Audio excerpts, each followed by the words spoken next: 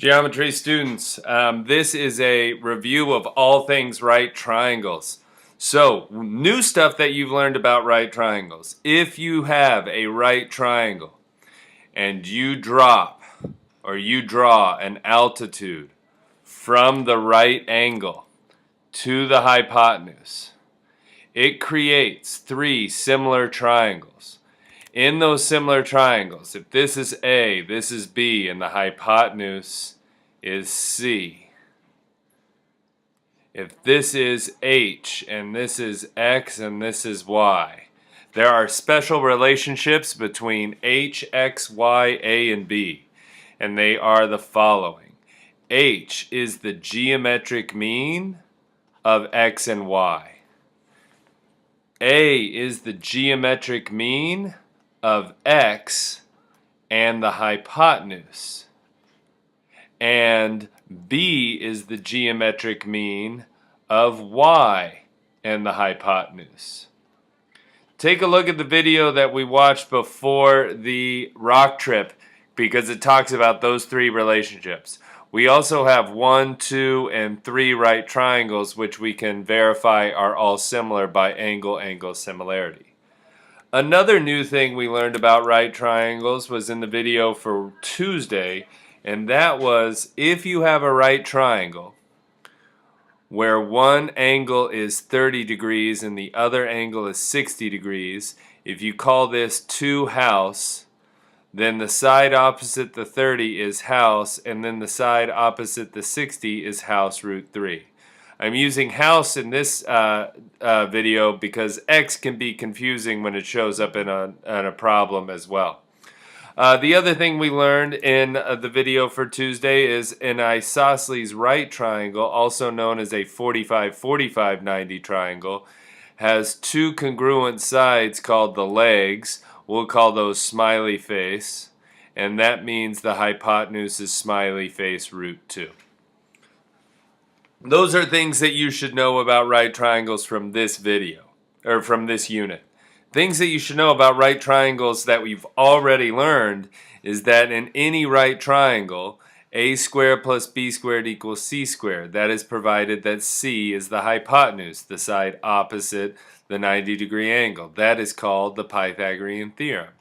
The other thing that you should know is a lot of times we call this angle A because it's opposite little a, and we call this angle B because it's opposite little b, so that means this would be angle C. I use a little curly Q because lowercase c and uppercase C look the same for me. And you should know the relationships of sine of A, cosine of A, tangent of A, sine of B, cosine of B, tangent of B. And with those trig functions, you should know the SOHCAHTOA relationships. So we know the sine of A is A over C, we know the cosine of A is B over C, and we know the tangent of A is A over B, and we know the sine of B is B over C, and we know the cosine of B is A over C, and we know the tangent of B is B over A. And you should notice that the sine of A is equal to the cosine of B, and that the cosine of A is equal to the sine of B. The thing we know about A and B is that angle A and angle B have to be complementary. That means they add up to 90. Remember that from the beginning of the year. Notice that the tangent of A and tangent of B are reciprocals. Those are all things you know, and so you got to be able to deal with sine, cosine, and tangent and how to solve for those angles.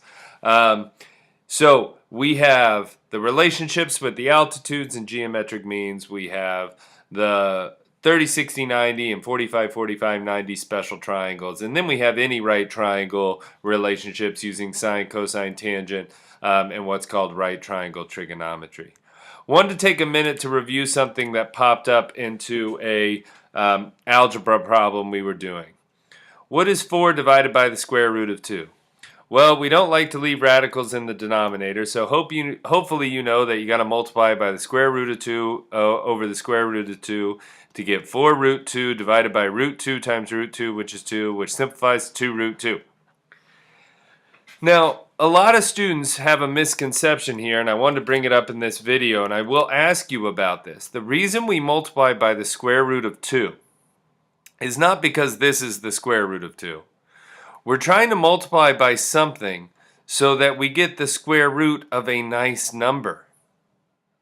Now, square root means, if I say square root of a, I'm looking for a number x such that x squared equals a. Or said another way, x times x equals a.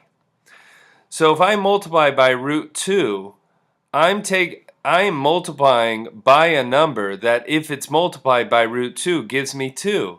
So kids get this misconception with square root because you only need itself again. That is only true for square roots. So we have something called cube roots. And a cube root of a number is a number that if you multiply it by itself 3 times, you would get that number a.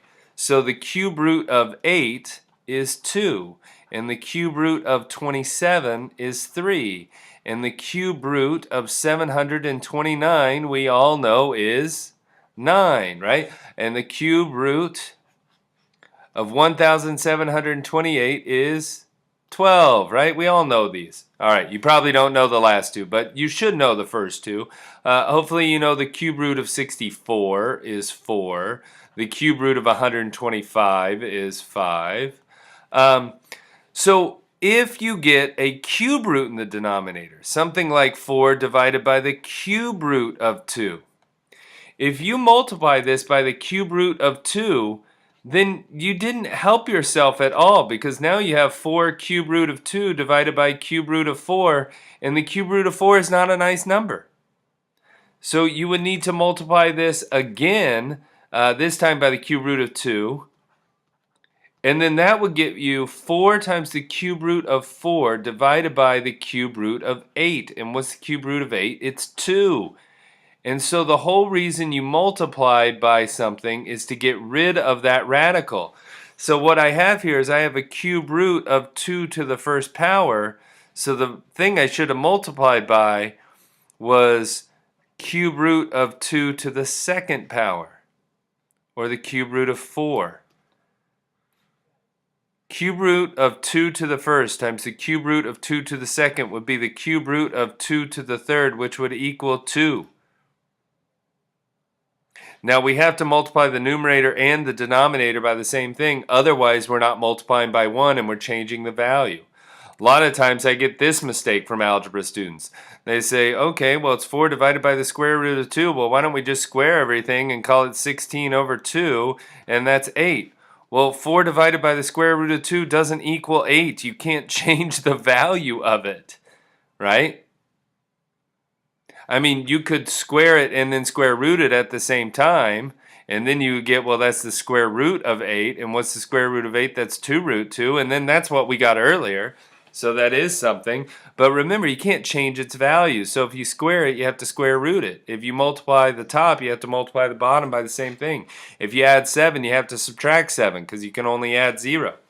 So you got to follow the rules of algebra, which is you can't change the value of something when you're just dealing with an expression.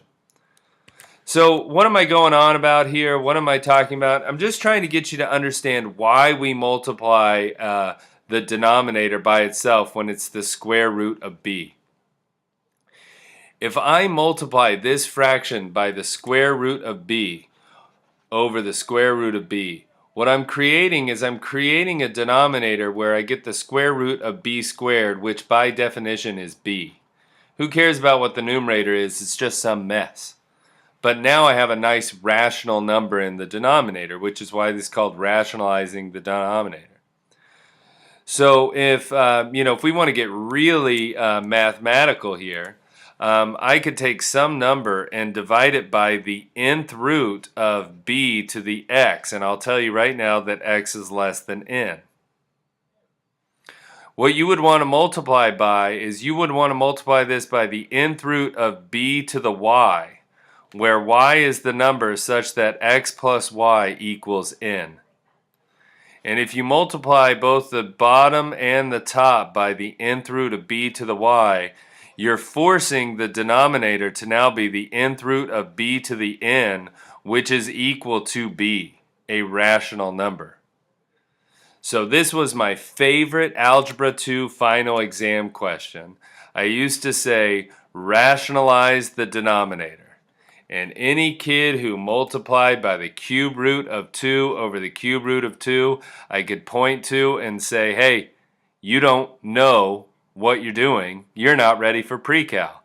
And they'd be so upset because they'd feel like, I've been in Algebra 2, I'm ready for pre-cal. And it's like, yeah, but you don't know what you're doing. You're just memorizing stuff.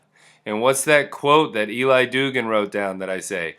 My way is called math, and it always works. And your way is called memorize something that sounds cool but doesn't always work. Something like that.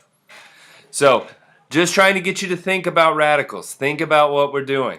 So, your homework tonight, or your classwork tomorrow, is going to be a lot of Chapter 7 review, but I'm also going to give you some rationalizing denominator practice. All right, have a good night. Sorry about Charlie barking there. Peace.